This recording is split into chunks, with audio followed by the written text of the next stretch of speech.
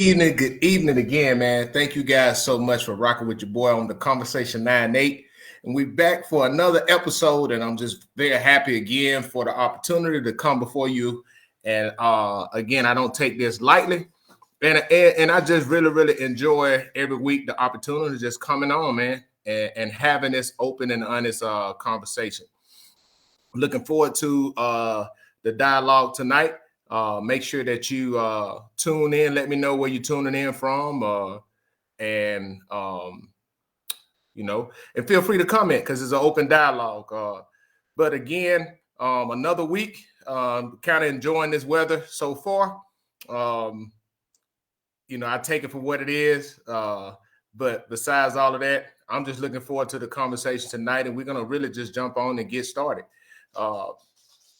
I just want to take the time, though. We have spring break, people going on spring break. To shout out to the kids and the parents and everybody. I hope everybody get a chance to reset.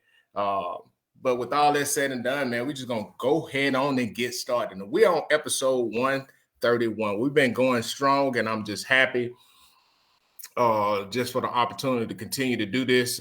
This has been something that I was just being obedient, felt led to do it, and hey, we continue to be going strong over 2 years now, over 2 years. So again, man, thank you guys for rocking with me. And also I appreciate the encouraging words and comments and those things. It is very, very appreciated, to say the least.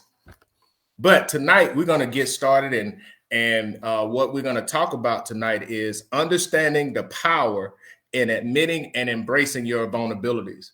And that's a very critical thing. And some power is in not only admitting, but embracing your vulnerability.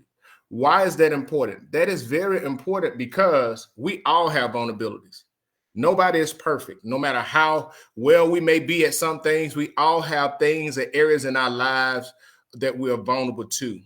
And if we don't embrace it, what we would end up doing is spend our entire life or too much time, energy, and effort trying to either protect ourselves from being exposed for having those vulnerabilities, or we waste time, energy, and effort trying to push people away from knowing that we have it.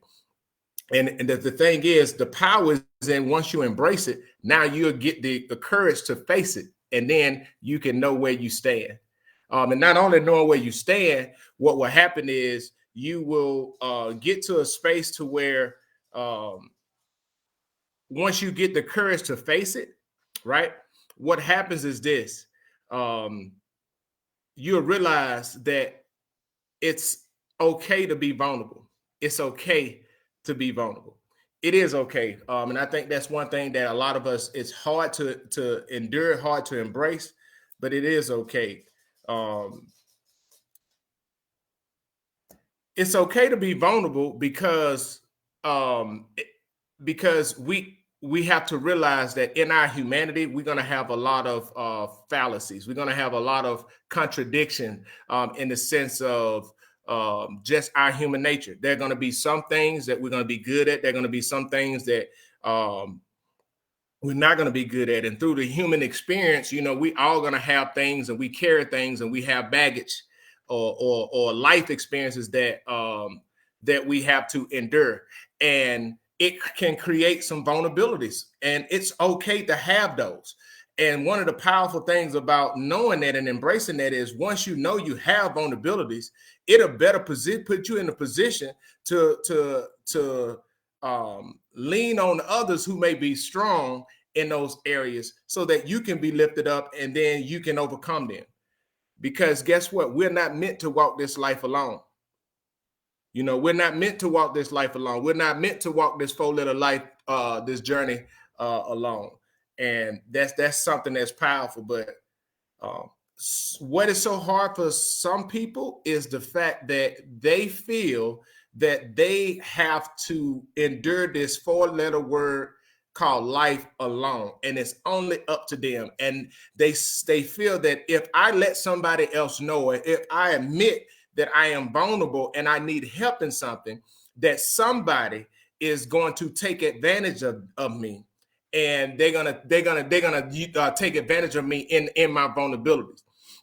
And that can be something to be of concern. But the problem becomes when you live life that way, you will find yourself mentally and physically exhausted. And you will see, you don't even realize how much of a strain that put on your relationships that you have with people. And you live that way, and you want to know why are you tired all the time? Because you always have your guard up, and you'll never find yourself in the place of rest. And that's not good. That's literally that's not good at all, because living of life where you always on guard, and never really embracing, getting to a place to where you can acknowledge and embrace your vulnerability, it is very taxing. It is very tiring, right? And that way of life will rob you from the ability to enjoy the moment. It will rob you from the ability to enjoy life and the abundance of life, because you're going to walk through life feeling so full of anxiety to where you're trying to control everything to make yourself feel like a false sense of peace. But if you can embrace your vulnerabilities, and then you can acknowledge that you have those vulnerabilities, that's one of the first key steps of getting to a space to where you can start working towards efforts of eliminating those vulnerabilities. Because just because you're vulnerable in a space right now doesn't mean that vulnerability has to be a lifetime sentence. It doesn't mean that it has to be a lifetime sentence. It can only be a season. It can only be a temporary, because guess what? This is a good one, right? Many of our vulnerabilities comes from trauma. Many of our vulnerabilities are rooted in neglect. Many of our vulnerabilities are rooted in us being hurt by an action or an inaction of somebody that was close to us. And what we do is we feel like, guess what? I don't want to experience that again. So in my mind, as a coping mechanism, I create this thing to where, guess what? I'm never going to let anybody know that I'm vulnerable, because I don't want nobody to exploit that. Now, the problem with that is when you live like that and you're constantly living like that, you don't realize how you are towards others. You don't realize, because you're trying to protect yourself, a lot of times you will begin to project the very same thing that happened to you. You would do it to others subconsciously and not even knowing that you're doing it, all because in your mind, you're in survival mode and you're just trying to survive and protect yourself, but you end up hurting others. And you end up hurting others and don't even recognize it. And it's hard to recognize that when you're in those survival modes like that. And that's why I say there's power, right? Understanding that there's power, that the power, right? The power in admitting that I have vulnerabilities is found in, guess what? Now you let your guard down. And it's funny because I can, being up here in a cold environment, you see when it's cold outside, people have their shoulders locked up like this. And it gives them the sense that, hey, you're warming up or you're protecting yourself. But the reality is, it's not. You're just tensing up. And you find yourself tensed up all the time because, hey, I'm cold, I'm cold, I'm cold. But if you just kind of relax and say, you know what, it's cold out here, but guess what? Maybe I need to wear a jacket. Maybe I need to put on additional clothing, additional layer of clothing. And then if I realize, hey, I am cold, and then I can go ask somebody and they can tell me, hey, this is how you layer up. Hey, if you wear this is a better thing to do. And then guess what? Next time you don't find yourself just tensed up out there freezing, because you found somebody that can give you pointers and help you out on how to deal with that situation. That's what it is. That's power is in that. And there's power in that. There's power saying, hey, look, and I would tell you, this is it. There's many of us that are afraid to admit that we have vulnerabilities, all because we are too afraid to say, I need help. And we have a pride thing, and we feel like if I say I need help, then, I'm weak. Or if I say I need help, then I'm not as good as I project myself to be. If I say I need help, then, I'll be looked at as a fraud. And that's not the case. We are not built to carry everything ourselves. We need people. We are designed we are created to be social. We are created to be in a community. We are created to be family. Everything that is the structure of human nature or the human being, the human being, it is structured around community. So we cannot live our lives like we don't need somebody. We have to be able to get to a space and just saying, I need help. Like, I'm being honest with you.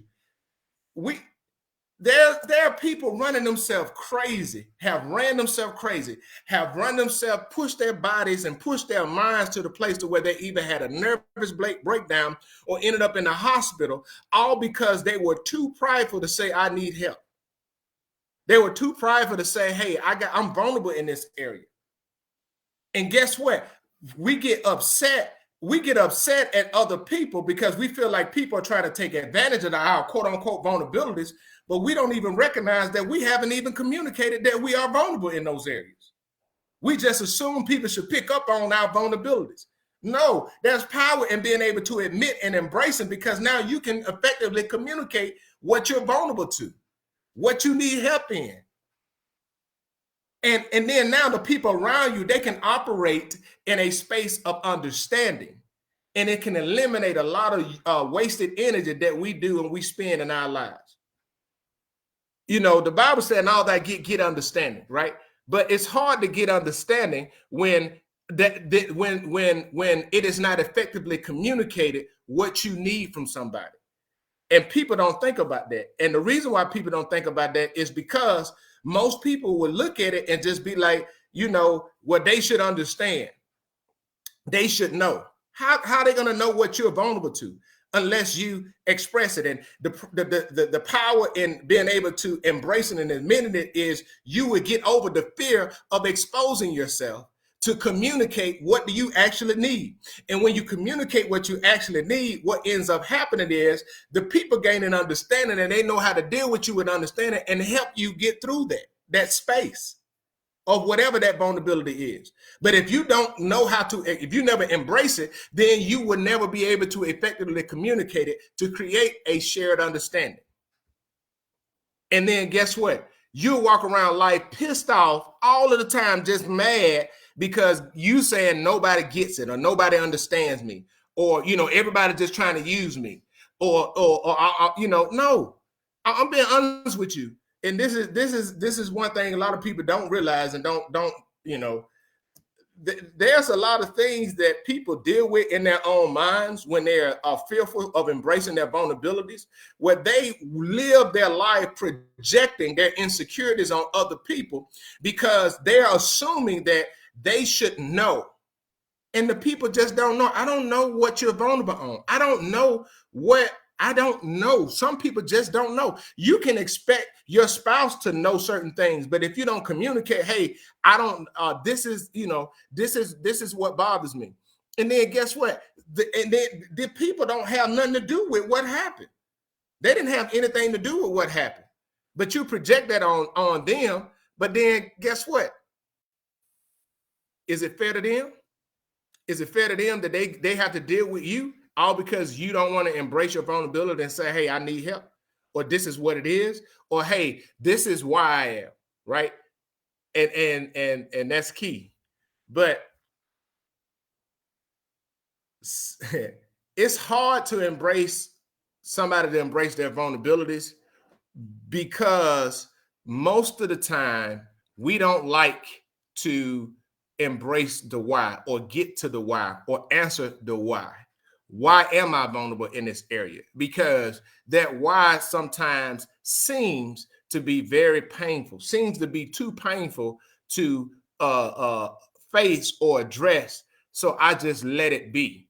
And by just letting it be, what I end up doing is I do myself a disservice, because whatever caused me to have that vulnerability now has taken control and has an enduring presence in my life, to where if I just get to a space to where I can not only acknowledge, but admit and embrace that, hey, I am vulnerable in that area, then what will happen is now you will begin to take that power back. You will begin to be able to say, you know what? I have control now. It doesn't have control over me. And that's a very beautiful and powerful space to get into. And that's what I'm talking about, that power in just admitting it. You know, we all have things that we aren't that we're vulnerable with. We all have things, you know. We all have things that we fall short in, areas in our lives that we fall short in.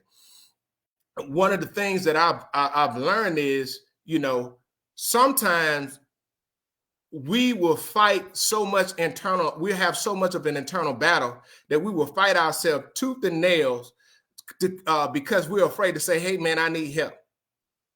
And we just hope, we can even pray and we'll hope that God will send somebody, we'll hope that something will happen our way. But a lot of times, if we just open up our mouths and have the courage to say, hey, I need help with this, you would be surprised at just how much people are willing to help you if you have the courage to say, I need help. There's a lot of people out there wanting to help people, but most people won't open their mouth to say, hey, I need help. They just won't do it. They won't do it at all.